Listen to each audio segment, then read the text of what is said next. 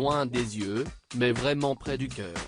S'il se fait particulièrement discret depuis la disparition de l'idolé des jeunes, en décembre 2017, Maxime Nucci ne reste pas moins un membre très important de l'entourage de Laetitia Hallyday. Si est donc tout naturellement qu'elle a tenu à célébrer une journée particulière ce mardi 23 février, le 42e anniversaire de l'artiste.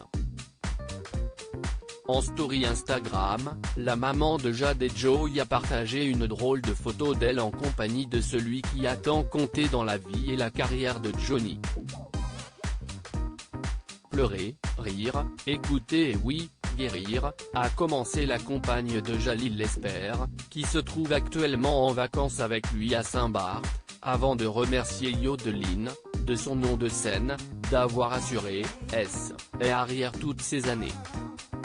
Merci pour tous les petits moments où tu as pris soin avec amour de Jade, Joey et moi. Je suis reconnaissante de t'avoir et pour toutes les façons dont ta vie touche la mienne.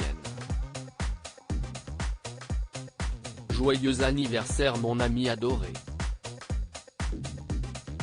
Nous t'aimons, a conclu Laetitia Hallyday, dans un message émouvant et très intime.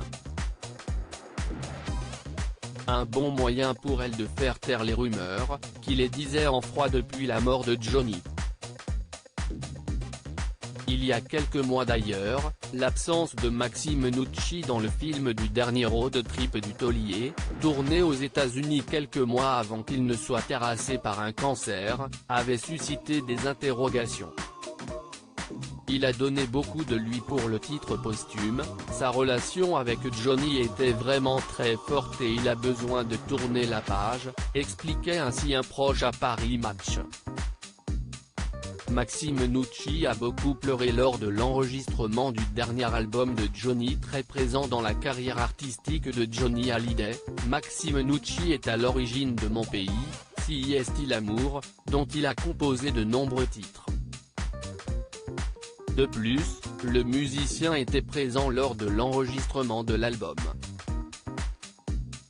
Pas un moment pendant ces séances, il ne cesse de plaindre. Et à aucun moment il ne nous a fait sentir que c'était le dernier album, avait-il précisé dans les colonnes de Téléstar. Très ému, Maxime Nucci avait également évoqué le travail de réalisation. Après la disparition du chanteur, c'était épouvantable, c'était très dur de travailler sur sa voix, sur ses textes, on a beaucoup pleuré. C'était très pénible.